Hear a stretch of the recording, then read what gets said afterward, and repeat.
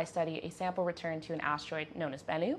That's really important, and specifically we're interested in Bennu because we think that it might have some clues about how life started on Earth. Studying Bennu, we've realized that there's water on it, there are phosphates which are linked to DNA, and amino acids that are linked to the formation of life.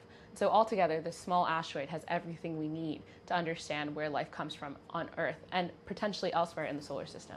And so my work specifically looks at the samples that were returned from Bennu in the lab using spectroscopy, which basically means that I look at the mineral compositions of what was returned to us. I think that there's a huge importance to have a fellowship like this to support women in space sciences and aerospace.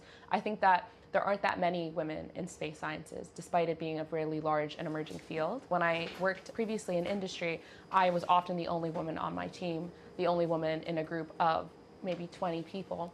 And at one point it was a joke in one of my jobs that there was more people named Peter on our team than there were women. And so typically there are a lot of challenges of just having to feel comfortable in your own skin and be able to still make space for yourself. And that is an additional challenge on top of just doing your daily job. There is always this challenge of, is my work useful?